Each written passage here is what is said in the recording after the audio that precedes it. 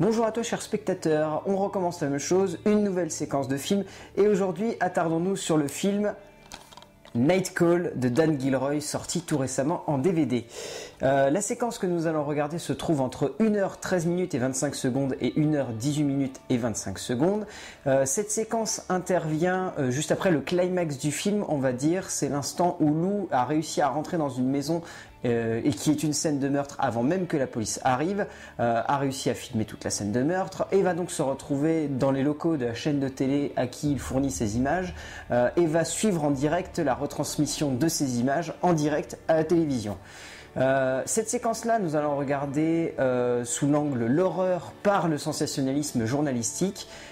et comme d'habitude, nous allons d'abord la regarder du point de vue de la mise en scène, puis du point de vue de l'écriture. Donc, il s'agit d'une première réalisation, celle de Dan Gilroy, plus connu pour être le co-scénariste de la saga Jason Bourne,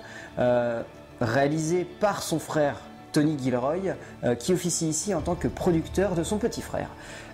Pour sa première réalisation, Dan Gilroy est assez ambitieux puisque au-delà de simplement faire un thriller, il mêle avec cela le cinéma de genre et en plus une critique assez acerbe et violente du sensationnalisme journalistique américain moderne qui vire vers l'horrifique pur. Mais en plus de cela, Dan Gilroy veut faire un vrai film de genre et cela se ressent avant tout par les aspects scénographiques et mise en scène de sa réalisation qui sont assez magnifiques et surtout jouissifs.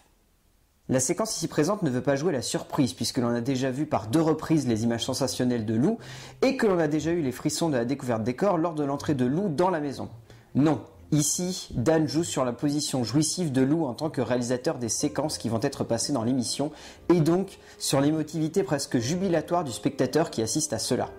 Par le biais d'une immersion assez extraordinaire, Dan passe ici le temps de sa séquence à créer une émotion sincère et extrême autour des personnages secondaires, rappelant simplement de manière régulière que Lou est le créateur de ces images et dès lors, l'hystérie jubilatoire du spectateur prend petit à petit sa place. Même si le personnage de Lou est particulièrement antipathique, le fait de nous placer, nous, spectateurs, dans la position où l'on aime cet homme, rend cette séquence émotionnellement complexe, puisque l'on est avec Lou et que l'on aime le voir divulguer ses images à la télévision.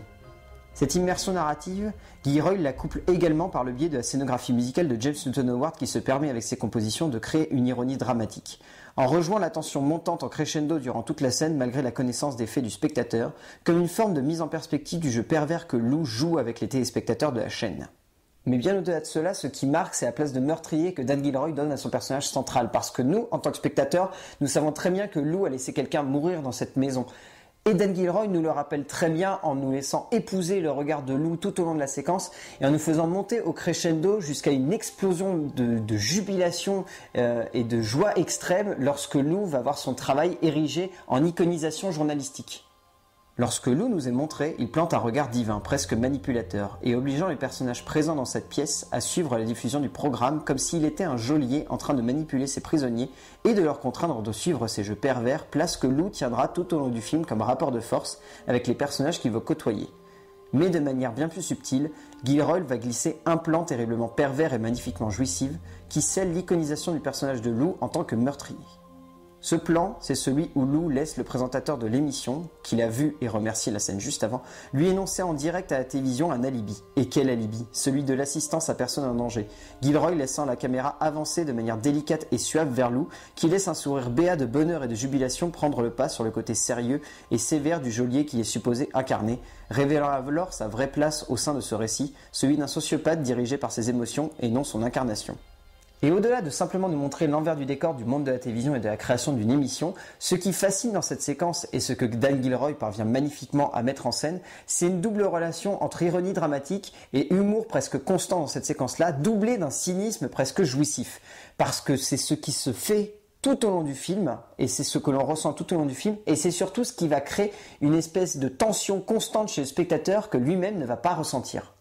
Cet humour, on pourrait presque le caractériser au travers des dernières répliques qui jalonnent cette séquence. Cet instant ridicule et presque gênant où Lou finit littéralement par confondre la télévision et l'interaction en s'adressant directement à l'écran. Mais ce serait oublier qu'une des premières répliques que l'on entend de la part du présentateur est une description ridiculeusement drôle d'une arme à feu pour meubler ce qui se passe. Texte qui symbolise cette séquence, puisque Gilroy ne fait que meubler en réalité sa séquence pour nous introduire l'envers du décor. Cette séquence est littéralement un meublage de 5 minutes pour explorer le monde de la télévision. Mais au travers de son écriture, Gilroy joue avec le spectateur pour faire ressortir le côté viscéral de ce monde et s'amuse avec celui-ci comme s'il se moquait des réactions de l'ensemble de l'équipe. Allant d'un pauvre fuck à des regards consternés du producteur, réalisant à contrario de la réalisatrice qu'il s'agit d'un moment ridicule et outrageux, ce qui fait en réalité jouir le spectateur de la télévision et de ce film.